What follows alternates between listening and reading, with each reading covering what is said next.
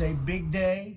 We'll see how it all turns out. We have to get the final word down in concrete. Very importantly, I look forward to having the hostages come home.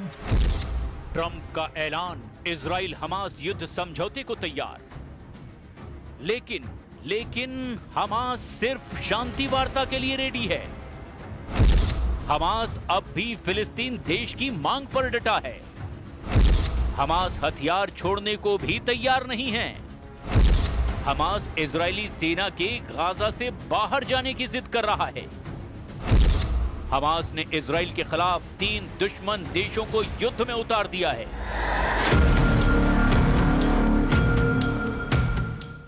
Trump ने बहुत बड़ा दावा किया है। Trump बहुत खुश हैं। Trump ने हमास के होश ठिकाने लगाने का ऐलान किया है। इससे इजराइल हमास युद्ध समझौता मुमकिन है जल्द फाइनल हो जाए। मुमकिन है कि गाजा में बारूदी तहलका थम जाए, मगर इजराइल युद्ध से दूर नहीं रह पाएगा। इजराइल के 3 दुश्मन देशों ने घेरना शुरू कर दिया है। बड़ी लड़ाई की तैयारी है। अब लड़ाका ग्रुप नहीं, सीधे सेनाओं की टक्कर हो सकती है। मतलब गाजा से भी विनाशकारी जंग शुरू होने वाली है। पहले तो हमास ही युद्ध का खात्मा करेगा, ये भी अब तक पक्का नहीं है। हमास ने ट्रंप को खुश करने के लिए शांति संदेश भेज दिया है, लेकिन इतनी शर्तें उसके साथ बताई है जिस पर नेतन्याहू को राजी कर पाना आसान नहीं है। हालांकि ट्रंप हमास के मैसेज मिलने के बाद अपनी पीठ खुद थपथपा रहे हैं। 8 मुस्लिम देशों को बार-बार धन्यवाद दे रहे हैं। And thank you all to those great countries that helped. We were given a tremendous amount of help. Everybody was unified in wanting this war to end and seeing peace in the Middle East. And we're very close to achieving that. Thank you all, and everybody will be treated fairly.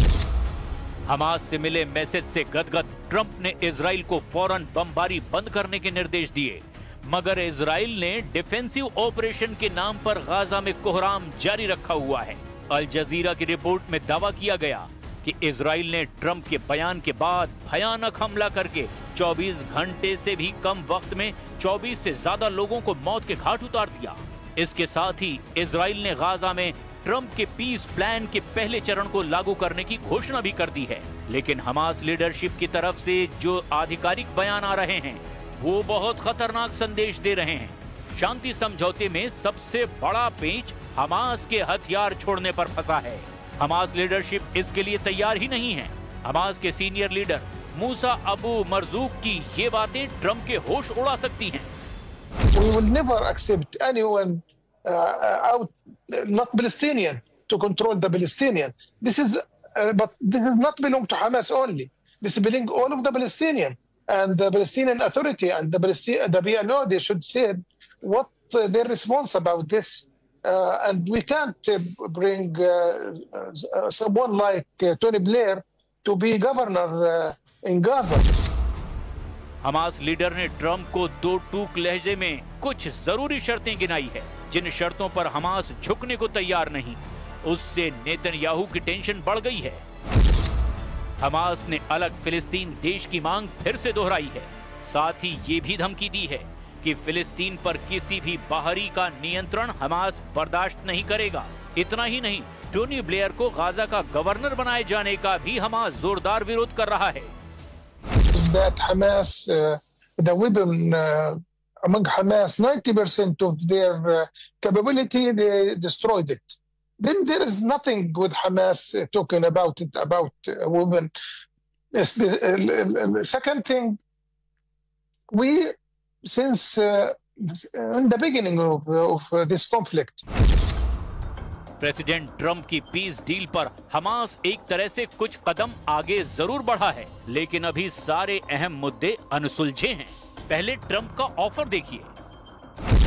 Trump की peace deal के तहत Hamas को 3 दिनों में सभी 48 बंधकों, जिनमें लगभग 20 जिंदा माने जा रहे हैं, इन सभी को रिहा करना है। इसके बदले में इजराइल हमला रोकेगा, साथ ही कब्जा की गई जमीन से हटना होगा और सैकड़ों फिलिस्तीनी कैदियों को आजाद करना है। इसके बाद गाजा का कंट्रोल अंतरराष्ट्रीय संगठन करेगा, जिसकी निगरानी खुद ट्रंप और ब्रिटेन के पूर्व प्रधानमंत्री टोनी ब्लेयर करेंगे।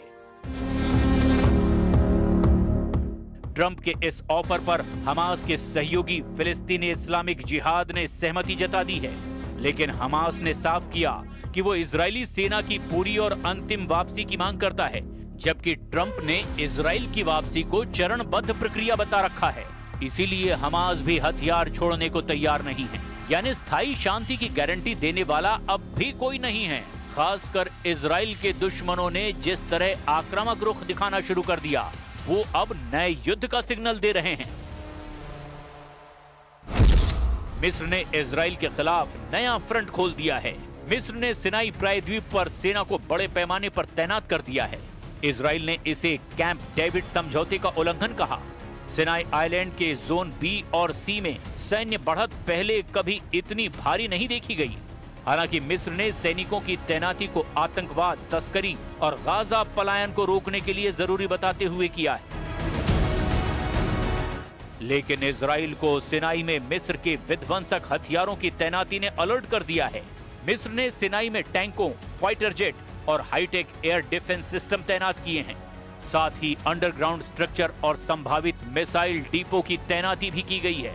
इससे इजरायली खुफिया एजेंसियां भी अब हरकत में आ गई है।